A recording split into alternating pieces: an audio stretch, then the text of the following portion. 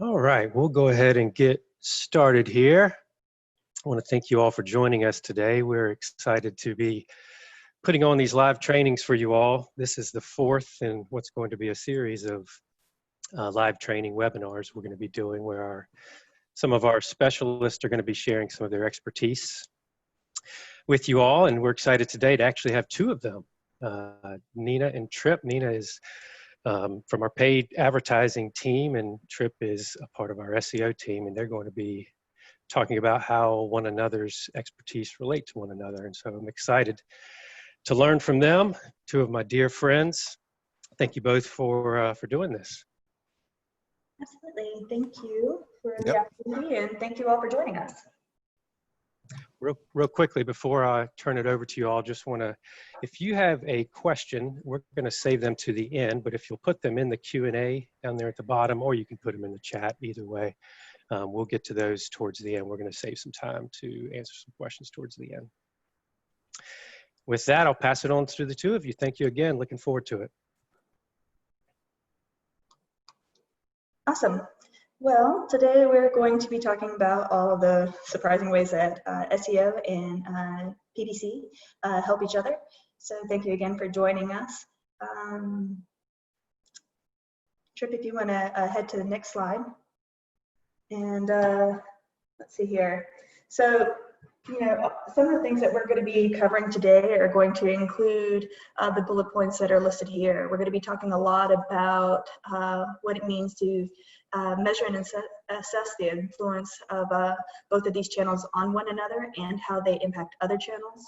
We'll be talking a bit about what it means to leverage both of these channels and the data that comes from them such that you can create stronger performing campaigns and web pages. And we'll be looking at how to use that data to discover new keywords, audiences, see patterns of behavior across your users, and leverage that data as well for overall improvements to website campaigns, and then, of course, budget allocation. Thank you, Nina. And just to get a couple housekeeping items out of the way, first, it will be recorded and we'll have it available to watch at a later date. Second, the information that we are presenting today can work for a lot of verticals, but potentially some verticals where it may not be as effective. And as Sheffield said earlier, there will be time for questions and answers at the end. So I guess I'll introduce myself. My name is Tripp. I've been at Hive Digital since 2012. I earned my history degree at NC State, where I developed a love for writing and research. And I got my start at Hive Digital getting websites out of unnatural link penalties. But my main focus has evolved over the past several years and mostly lies within the realm of SEO and web design now. I'm proficient in WordPress, Shopify, and HubSpot platforms, and I have 3 wonderful kids and an amazing wife. I also like to see live music and festivals, although in current circumstances, I mostly watch live streams.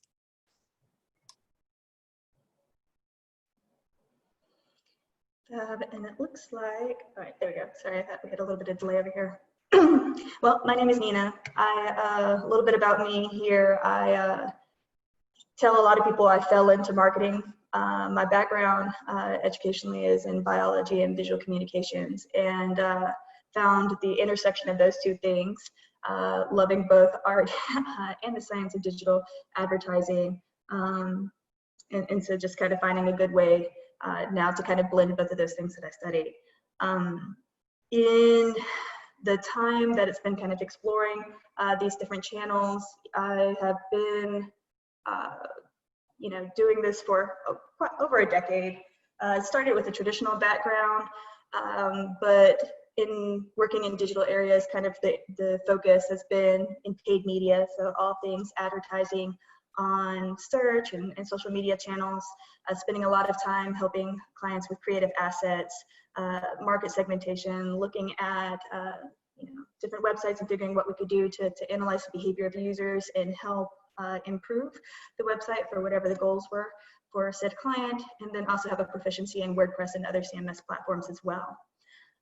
In my spare time, I'm a mother of 2, and having been a military brat and traveling quite a bit has it's such that I gained an appreciation for different cultures, exploring, arts and dance across a lot of those as well. And then given my own cultural background, spent a lot of time in those circles in powwow arenas here locally in North Carolina. So things that I enjoy in my own time. Thank you, Nina. I guess we'll jump straight into it. So we'll start out with ways SEO and PPC help each other. The first area is just the search engine results page as it stands now. So whenever you search in Google, it brings you to a search engine results page, or SERP. Think of this page in terms of like real estate. So there are different sections that are more valuable than others when it comes to positioning, such as content that appears above the fold, like where this line is right here. So the average fold for desktop is about right here. So most of what you see are ads. If there's not a map pack, sometimes organic listings can be up here, or if there's a featured snippet, it can be up there as well. These SERPs have definitely evolved over the past decade to greatly benefit the user, so that we can match, or that Google is better at matching search intent with the keyword in general. So if something's very generic, like children's clothing, they're going to provide a lot of different things. But the more specific you get, the more specific the SERP is going to be. So really the thought here is when you have this ad-dominated landscape, the more times your brand is mentioned on this page, the more familiar your brand becomes to a user trying to find your specific product or service. So having both organic, these can be considered organic as well, and these paid listings is essential for seeding your brand authority in the minds of your customers. And this is going to be kind of important throughout. I mean, the whole notion of this is a lot of times people think about paid search and SEO efforts and kind of silo them or work in managing them independently. And really, when we're talking about this and a number of the other factors that we're going to bring up, it's going to be really important that these two channels play well with one another, such that you can increase the opportunity with which users engage with you. Exactly. So he mentioned this idea of dominating the SERPs, but another really good reason that these two need to be working hand in hand with one another is for the testing options that then become available. Traditionally, SEO can take a while, right, before you start to see value from those channels, and that's just the nature of the beast in that way. And so while we're waiting on Google to look at these pages, to rank them organically and a number of things in that way, paid search gives you the ability to start promoting your content and start collecting data real time. And that data can be helpful in a number of ways. Some of those ways may be better understanding how the users are engaging with them, such that you can test out new pages, new content, and figure out what you can do to enhance the overall performance of your website. Another way that testing can be helpful is in testing specific keywords that you can go after and get keyword level conversion data that wouldn't otherwise exist, since that data is no longer present in Google Analytics for organic channels. And another really popular way is in promoting your content via ads. You can test different messaging that can then be applied to your organic efforts. It's very often that Tripp and I will work together, and in testing ad copy, we can see which of those ads are most engaging, have the highest click-through rates attributed to them. And we share that data with Tripp and his team, such that they can then apply that to the meta descriptions, so that when that content then ranks organically, it has a high chance of accruing clicks from users as well. Yeah, that's one of my favorite parts, is using those meta descriptions that are already tested and proven. So we then move on to content quality and relevance. So for landing pages used in AdWords, Google provides a scoring system that can tell you whether your page would work well for a given keyword, which is called quality score, or Google's quality score. It can indicate the relevance to a given keyword or keyword phrase. This metric takes into account several aspects of a landing page. Most importantly, it's the content that exists on the page itself. For example, if you're bidding for a term like baby strollers, but the landing page you're using doesn't say that word, then you're more than likely going to have a lower quality score, which can affect positioning and cost. Like Nina said before, we regularly collaborate to ensure that landing pages that are being used for both paid search and organic search have those keywords on them to help with quality score and overall relevance. And using the quality score metric, you can also help measure a page's potential performance in organic search. So if it has a higher quality score for a given keyword, you can surmise that it'll potentially have better performance in organic as well as paid. So if you take anything from this presentation, know that Google is interested in delivering a good experience to the end user. That's kind of what this quality score is about, like landing page experience, ad relevance, and stuff like that. And a large part of that determination is matching keywords from that SERP to your page. At least that's how we understand it. So it works now. Absolutely. Awesome. So another really interesting way that these two channels can work hand in hand with one another is via Google Trends. We had a pretty interesting article come out from a team member of ours named John Gibbings, and he is one of our SEO experts, and he spent a lot of time talking about how effective it is to use rising Google Trends data and then paid channels on top of that, such that we can do a number of things.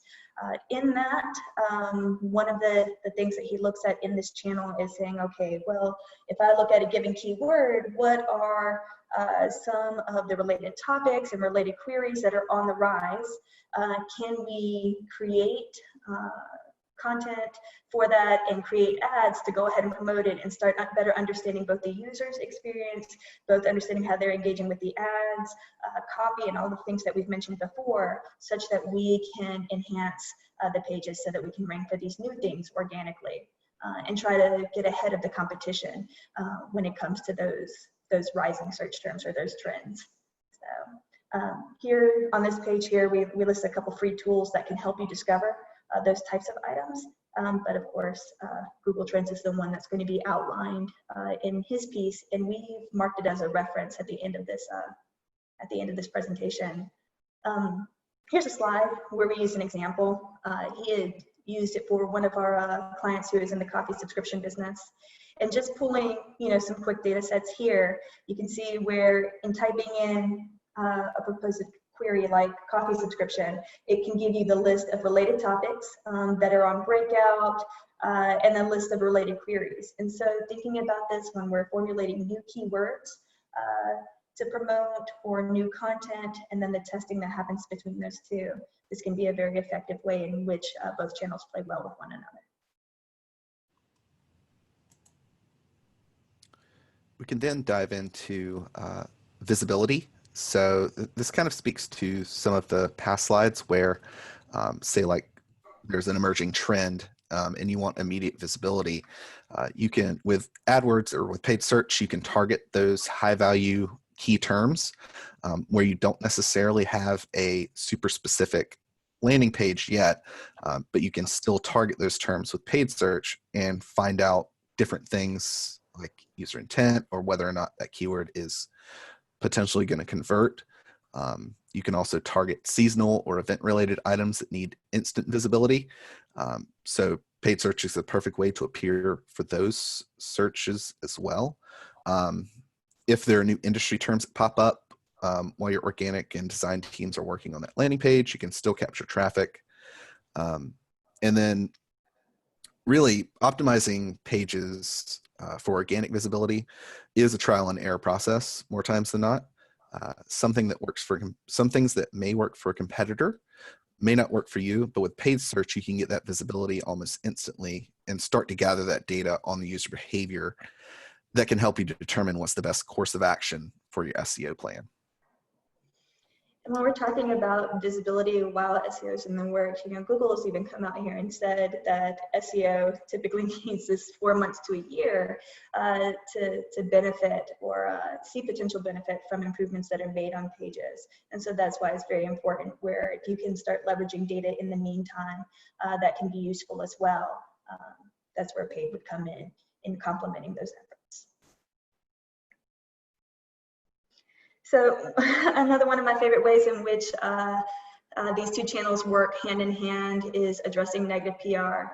To Tripp's point where he mentions that paid advertising gives you an opportunity to put up immediate type of visibility for a given query.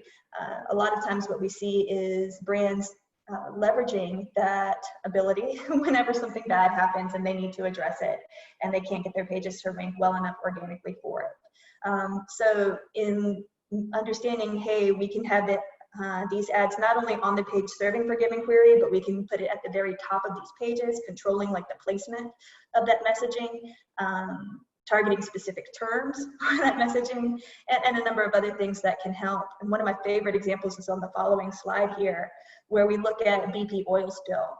I'm sure a lot of you remember them being constantly in the news not too long ago for this. And they decided that they were going to use their ads pretty effectively to try to,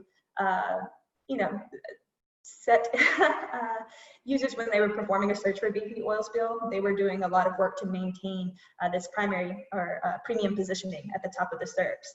And they use this type of messaging where they're saying, hey, we're becoming a safer company and see what you can do to reach out to us 24/7 and figure out what we're doing to make not only the company safer, but everybody else's job, and how we're going to start building this culture around responsibility. And it was very clever.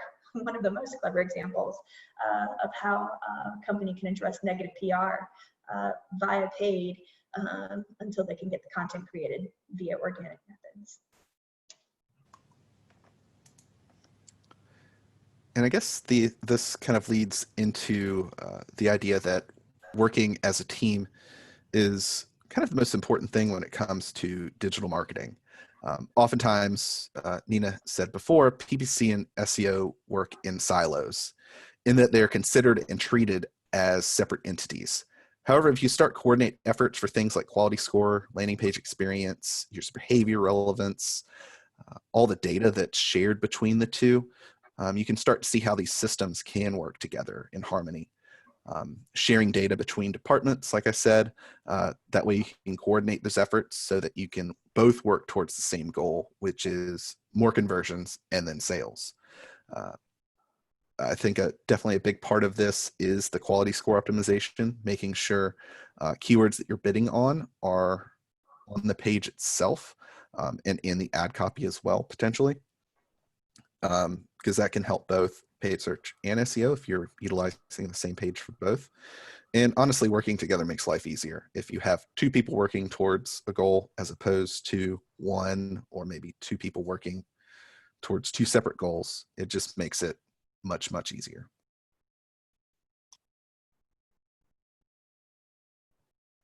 So here's the fun part.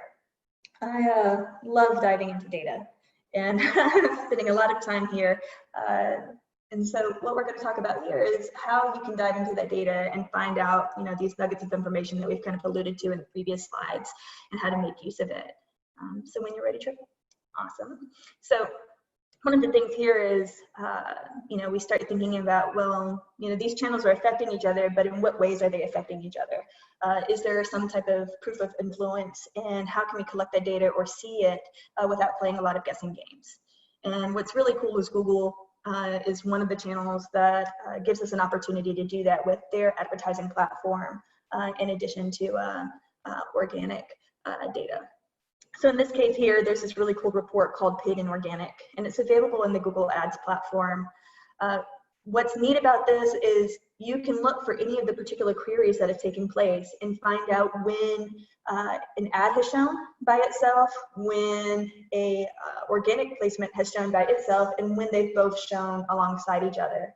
And in looking at that, you can see, okay, not only the number of clicks and impressions and whatnot, but you can create a pivot table of sorts to get an understanding as to what the click-through rate is in each of those circumstances and determine how valuable these are to one another. And in most cases, what we find is that when they're both served alongside one another, the doing so actually improves the rate at which users are engaging with you as a brand at all, via ads or via organic. And on the following slide, I think we show a little bit about where to access this report, and then I'll dive into an example. Again, it's in the paid advertising, in Google Ads platform. If you were to go to the reports section, looking in the predefined reports, and then you'll find, if you hover over basic, you'll see where there's paid and organic. Again, this is going to give you the data that will support some of your decisions and in better understanding how these channels influence one another. On the following slide, this is what it looks like when we create that type of view. You can see for a client of ours who has commercial equipment, what the results look like for them. And we can say, okay, well, when the ads were showing by themselves, they were doing pretty well, right? We have a near 10% click-through rate. And then when organic was showing by itself, the click-through rate was not as high. But when they're both shown alongside one another, there's a lift happening in both channels. And this is very typical behavior. As a matter of fact, there's been just a few instances where I've seen this not be the case. And Google actually did this pretty elaborate study, right? Pretty comprehensive study, where they were looking at this over several hundreds of different cases and found that 89% of the ad clicks are incremental. And in this way here, it means that, these ads would not have, these visits to advertiser sites, these clicks, this engagement would not have otherwise happened had ads not been shown alongside organic. And, so when we're talking about questions, down the road, and we have some slides dedicated to it, where, a lot of people will question, well, hey, if I am promoting ads, but I also have an organic listing, am I paying for things that it doesn't make sense to pay for since I'm already present anyway? And these types of reports can help you determine what that influence is and better understand that behavior and then make those decisions based on that performance. Another awesome report that's available, this one here is coming out of Google Analytics, where you can see the proof of influence that these two channels have on one another. In this case here, this is one of the top conversion path reports, and it's in analytics under conversions, multi-channel funnels, and then again, top conversion paths. And what this data here will show you is, hey, how are these channels influencing one another? In many instances, a user will have to touch your brand a few times before they convert. And so what this particular report shows is, okay, how many of these users are engaging via paid and then organic, or vice versa, or any kind of combination thereof. A lot of times when we look at these channels in silo, we say, okay, well, there's a certain number of conversions that are attributed to one, but we don't see how these play together to acquire said conversions. And without being a bit more integrated in your approach and taking that direction from this type of data, you may find that you are hurting one by not building the other, and vice versa. Yeah, and if you weren't using paid search, essentially a lot of these that started or involved paid search would not be here at all. We would not have these conversions at all without this kind of the seeding. So when we talk about this, I mentioned how a lot of times when we're looking at these channels in silo, we see the conversions that are attributed to them. And by default, I think a lot of people will see what's called like a last click conversion or a direct conversion. And this is where the very last channel that somebody engages with is getting credit for that value that's being brought to the brand. When we think about it in terms of the previous report and how they influence one another, what we may find is that even though some of these channels aren't necessarily getting direct credit, they assisted in a significant portion of those conversions that are attributed to other channels. And in this case here for this client, what you'll see is that, there's this $281,000 that this brand was able to acquire, but it's because it was influenced or there was some type of impact that paid had in getting that user to better understand the brand, better understand the product and or service, and feel comfortable with pursuing that engagement that led to that conversion. So I talked about how Tripp and I work together regularly. And some of the things we talked about in these previous slides, we noted how, the impact of quality score he had spent a little time talking about. And that's probably why Tripp and I are so close when it comes together, because we do this for quite a bit of clients, and we can see the success. We really believe in making these two channels work. We have a client who's in the pest control space, and one of the things that they were looking to do was drive traffic to the website, and obviously they wanted to ensure that it's quality traffic. And one of the ways by which a lot of people assess quality is the on-site engagement for the users on that website, and whether or not they're converting. And in taking some of the approaches that we've mentioned before, in collecting said data and better understanding some of the patterns that were coming back from either search queries and how we were, changing some of the pages and the content thereon, we were able to see quite a bit of results. We were able to see this lift that happened in the rate at which people were engaging with us in ads and also in organic. The conversion rate then lifted because, we were, I think when we started ensuring that we were getting these quality users, but also making sure that we had taken up more real estate on these pages, I think it made it where the brand looked like it had more authority, more legitimacy. And I think that helped as well. In doing both of those things and ensuring the quality score was, we were more relevant, and Google was rewarding us by charging us less per click. And in doing that, we were able to help also influence the cost for each of these conversions. And you can also see some of these on-site engagement metrics. People were bouncing less, they were consuming more pages, and they were staying on the website longer. But these things didn't happen until we started having paid work alongside organic and making use of the data, the shared data between us, as to improve performance. At the bottom of this page, and then on our reference slide, you'll see this case study reference, and you can dive more into what was involved for that project. And now we can, knowing all of that and taking all that data into consideration, really how to utilize both channels effectively. There's a variety of different ways, but one thing that comes to mind is budget allocation. So budget allocation can be a difficult hurdle to surpass, since it can be difficult to properly attribute costs spent to sales. But thinking of paid as a component of SEO strategy and vice versa is definitely a big part of that. Making sure that both can help each other from the various aspects of keyword research, user behavior, and all those other nuggets of information. So it really starts when it comes to research and discovering new keywords, ad copy for competitors, conversion points. You wouldn't get a lot of that insight without using paid search. Same thing when it comes to intelligence. You get more information to analyze when you're utilizing both of these channels, especially when it comes to keywords and conversions.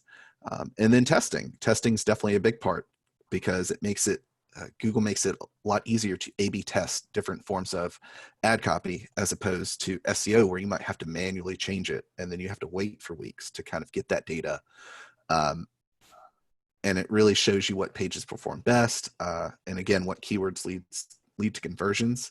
And when it comes to like that conversion attribution, it really depends on whether or not you have data integrated into your CRM, because if you can do that, then you can really start to link different, like specific ad campaign to this conversion and then track that conversion to a specific sale. So you can say, oh, I spent $5,000 on paid search this month, but that led to maybe $20,000 or $30,000 of sales. So the two can really work in harmony, especially when there's budget allocated there.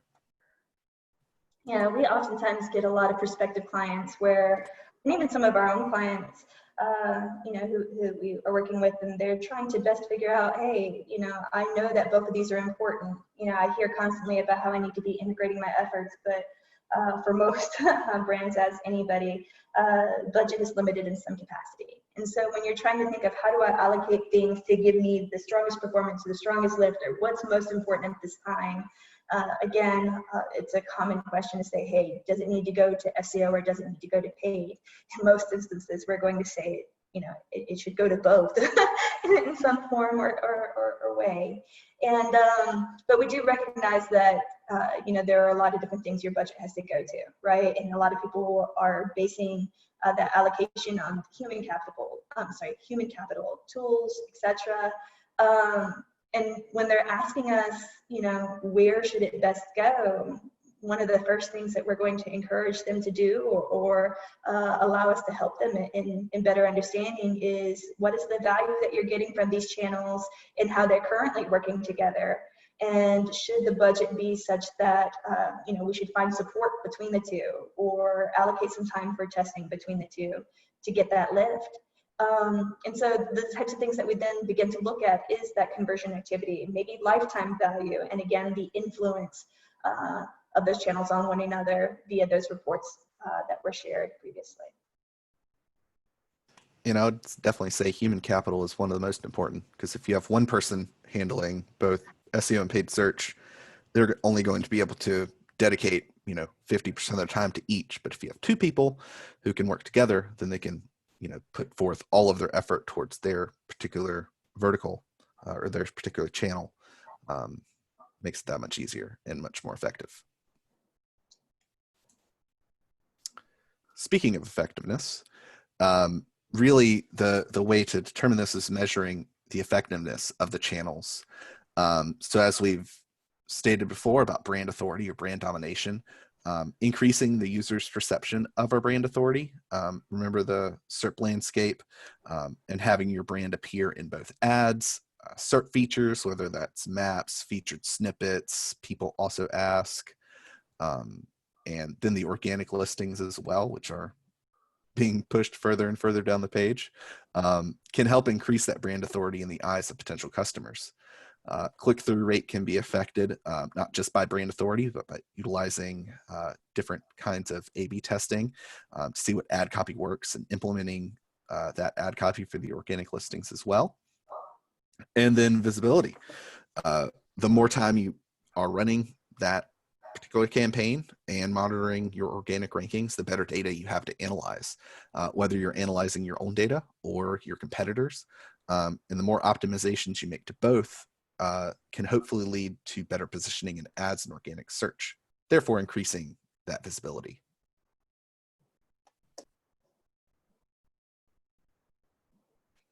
So, we talked about measuring the effectiveness of this kind of in aggregate and looking at it overall, but when we're looking at it in these individual channels, what does that look like and how can we make use of that data? We've already talked a little bit about some of these things in measuring the performance in SEO and paid via understanding what the positioning is, right? And you can see an average position in your Google Search Console. That particular metric used to be available in Google Ads. It's not anymore. It was replaced with a couple other ones. And those new ones are your search top impression rate. So this is how often are you at the top of the page. And then the second metric here is how often are you at the absolute top of the page. So think of that as like position number one. And understanding the rate at which people are engaging with you with the click-through rate. Other ways to look at it for those two channels is looking at the conversion and the on-site engagement metrics. So again, how many times was this particular goal firing for you? And then in other instances, how often are people bouncing from your website? How often are they, how long are they spending on your pages and how many pages are they consuming? Those type of metrics. You can also do this via the reports that we had mentioned previously. So for example, the paid and organic report. And then again, just wanting to emphasize, the presence of these other ones where we're looking at the assisted conversions, top conversion paths, attribution models, things of that nature. All of this data that is made present that can help you, put that type of insight into use in optimizing your campaigns and the pages themselves. And there are certain roadblocks or barriers to entry, whether that's the competitive landscape. So if you're working against a multi-million-dollar company that can throw endless resources as ads for positioning, it can be difficult to get those, the absolute top positions just because you might be limited by budget. However, you may look at these roadblocks as insurmountable, but they can be used to your advantage when you analyze the changes that those companies might make in a given month. Sometimes you can utilize these strategies yourself. If they have a particular version of an ad that works well, you can modify it to make it work well for yourself. If your brand name includes a high value keyword, so something like exact match domains, so something like pestcontrolsolutions.com, it might be difficult to bid on your own brand term just because it is a very commercial keyword, but it's also advantageous because you're automatically seeding that keyword in every URL on your website. So some of these are kind of like a double-edged sword. So, and then lack of resources, like we've said before, whether you have, lack of people on your side to work with, whether you're limited by budget, or if you're limited by experience, if you don't have experience in one of these platforms, whether that's ads or organic, making sure that you find someone that has experience so that there isn't kind of a cutting of teeth on these things and spending money needlessly, so to speak.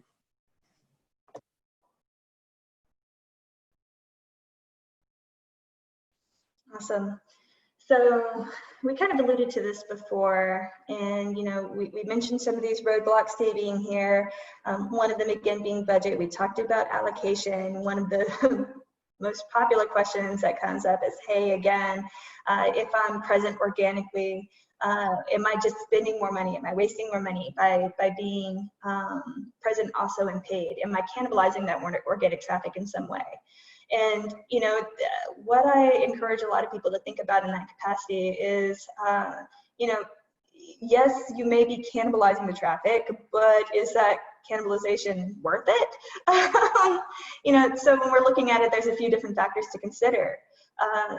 Some of these are, if you turned off your branded campaigns, is that going to affect the overall revenue stream?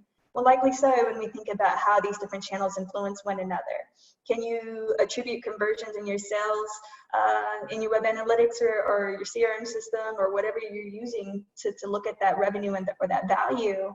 And can you see that influence paid, and or are you willing to diminish it in some way by no longer investing in another channel?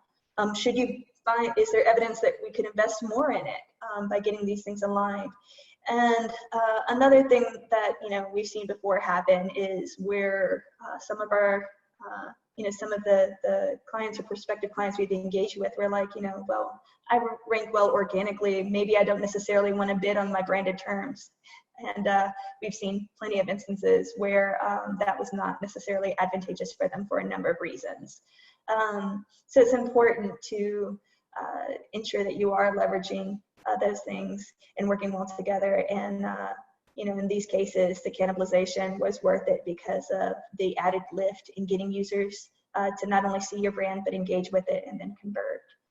And so those positives, when we think about it again, the increased click-through rate of that engagement, when we think about it being a great place to make those tests or any other tests that could contribute to helping you better understand your users and make changes that would encourage more of the desired actions you have from said users.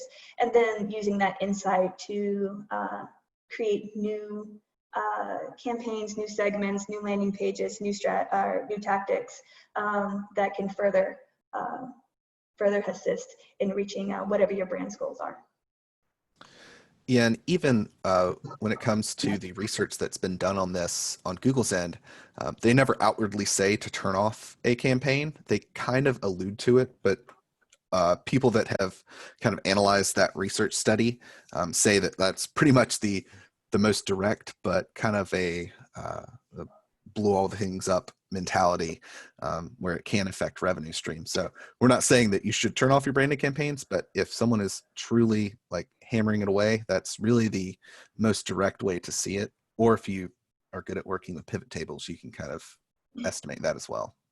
Yeah, I mean, it is a pretty extreme way to do it, and it used to be, you know, the recommended approach for it a long time ago. But with the presence of these reports that are now available, I don't think there's any reason to be kind of trigger happy in jumping to do that. Just because there's so much data that is now available to better assess and measure that influence on one another before taking that kind of drastic measure.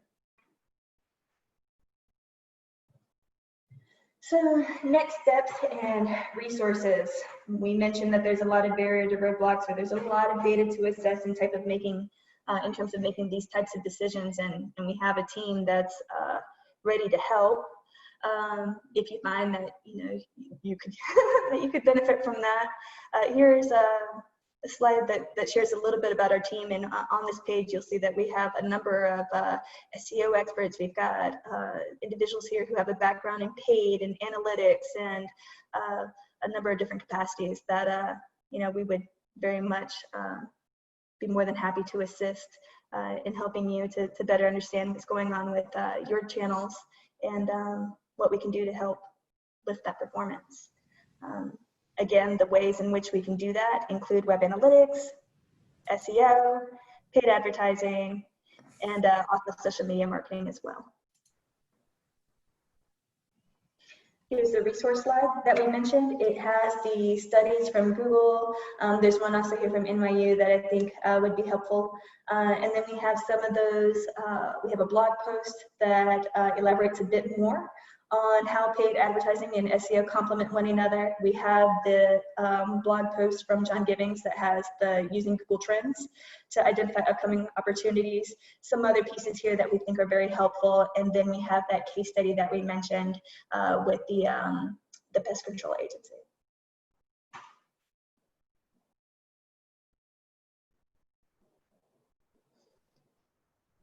All right, and it looks like we do have a few questions. One of the questions here is some experts say it's best to be number 2 or number 3 and not to aim for the number 1 spot. What is your position on this and why? I'll tell you that my position is based on whatever the data says is working well for you within your budget and in terms of conversion. While I think that it's not always important to vie for the premium position of number 1, maybe there's a cost limitation there or a bid. It's one of these things where the users oftentimes perceive, and this is not always the case, I think most of us advertisers know this, but a lot of users perceive that number 1 position to be Google's first choice in giving them the most valuable brand that's going to best serve that user's interest, be it a service or a product or information. And so because of that user's perception, in seeing that premium position, a lot of times that can be helpful and influence the rate at which you get conversions. Sometimes when you are in lower positions, you may not have the type of conversion activity that you otherwise would have. Sometimes because they've probably already seen a couple competitors before you, their landing pages. That being said, there are plenty of instances where we've seen that it's not worth spending an insane amount of money to bid on that very first spot, and 2 or 3 does just fine because the nature of the query suggests that person's going to do a lot of shopping around before they make a decision. And if your brand is competitive on the landing page when it comes to value proposition and understanding that users' intent and creating an experience for them that is better than your competitors, then it's not necessary to bid on position 1. So I hope that answers that question. Tripp, do you want to take the second question here? Yeah, I'll take the next question. I understand that SEO and SEM work best when working as team, but are there situations or instances where prioritizing one over the other is important? I would definitely say if you were limited by budget, so if you didn't have budget for paid search, yes, you want to prioritize SEO since you won't have to pay for that positioning. That's one of the only ones that I can think of where you would want to prioritize if you were just limited by budget. Nina, can you think of any other instances? Yeah, from my perspective, I think it depends on what you're looking to do. If you need instant visibility, then you may have to defer to paid, right? Because SEO can take a while to get it. And while I think a lot of times we think about, hey, paying for paid search, you're paying for that positioning, and organic will be evergreen when it comes, there's still a pretty good size investment that needs to be made in SEO in order to get the benefits from it. So in essence, you're kind of paying either way to get that visibility, but it's kind of dependent upon how quickly do you need it. And then is it such that just the innate value that comes from the learnings from paid would better or help you create a better strategy for SEO in the future? So slight bias here, but there's been plenty of instances where I've seen that prioritizing SEM ahead of SEO can be beneficial in those ways. For sure. I'll take the next one since it relates to SEO. So Britt's asking, if we don't have any experience, is it possible to learn SEO and try to do it on our own? Or does it take so long to learn that it's recommended to just hire someone who knows what they're doing? So I don't think it takes a really, really long time to learn SEO, because especially if you are a subject matter expert, say you have worked in your industry for 5, 10, 15 years, you may already have some of that experience that you can kind of translate into SEO. You may not know how to use the tools. You may not know how to, properly analyze the data, but I do think that you would have a better understanding of, valuable keywords when it comes to your particular vertical, as opposed to someone that you hire that has no experience.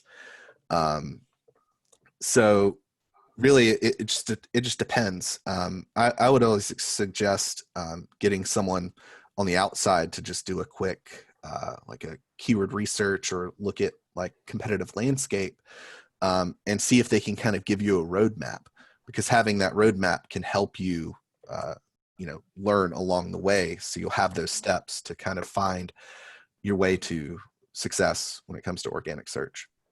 And talking about roadmaps, that kind of reminds me of the slide roadblocks, right? We were talking about one of the issues could be human capital when it comes to resources.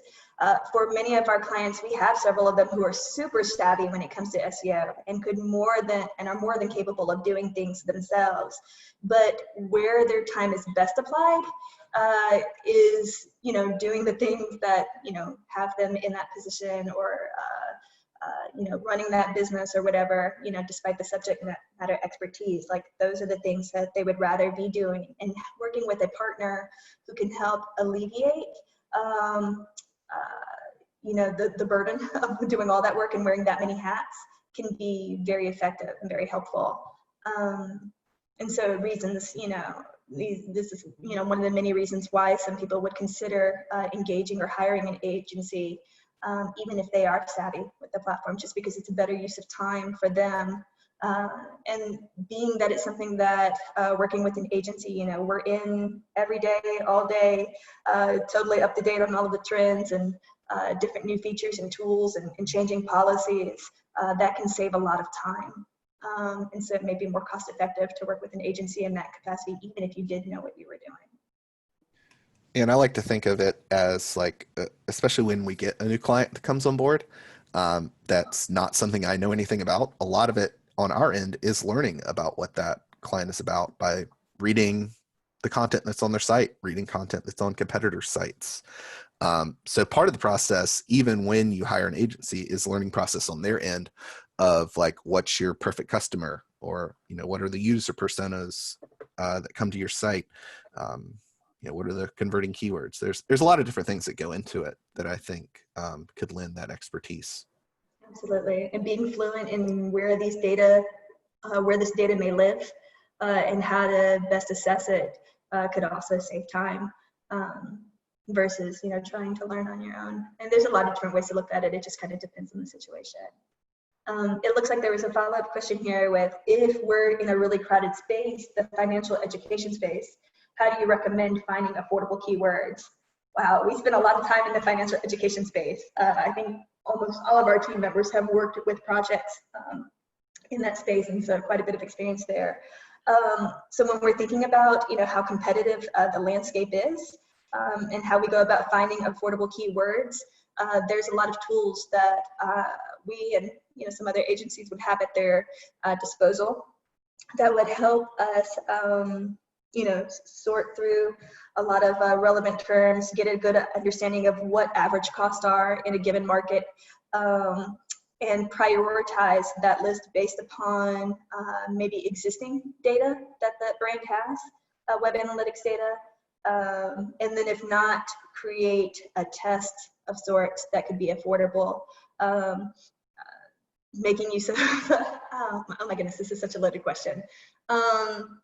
Making use of a lot of those different tools, making use of some of the testing experience that we have to be able to find, okay, what's the right mix of finding the right keywords that is also giving you value. And as long as you're receiving value in terms of revenue or whatever the ideal metric is, that is coming from that channel, you can take that revenue and reapply it or reinvest in the channel to continue growing. And that's ideally what most brands would look to do, right? And so that's how you go about finding like the affordable keywords and how to continue profiting in that way from leveraging that data. And when it really comes to like affordability, I think from the SEO side, it's determining what questions are you trying to answer. And I think this kind of relates to your next question, Brett, is which is like, how much content do you need or do you have to have online for an SEO strategy to be effective? It really depends on the questions that you're trying to answer. So say you have a given keyword, that keyword kind of relates to specific questions that someone may have, like financial education. I'm thinking like, one thing on my mind is like mortgages right now. We're going through like the home buying process and how complicated that is to navigate. Well, there's thousands of different questions that can be asked about mortgages. So having a page that's just about mortgages, it's going to be hard to compete against even just a Wikipedia or an Investopedia or anything like that. So you want to make sure that you're drilling down to those specific questions and answering them. It's not necessarily about a number of blogs. I know it's not necessarily answering your question directly, but it's hard to quantify it when I don't have necessarily the data in front of me. But I would always say that you want your blog post to have intent. You don't necessarily want to just put content out there to be out there. So looking at things like a keyword gap analysis to see what your competitors are writing about compares to what you've written about and trying to fill in those gaps, trying to answer the questions. So say your competitor has a featured snippet, trying to answer that question better or more effectively in the first few sentences so you can try to grab that featured snippet. There's a variety of different things you can do, but I would say it really comes to the quality of the blog post as opposed to quality, and making sure that the content on that page, especially I would say in the financial education space, where it's not about the number of words, it's about answering the question effectively.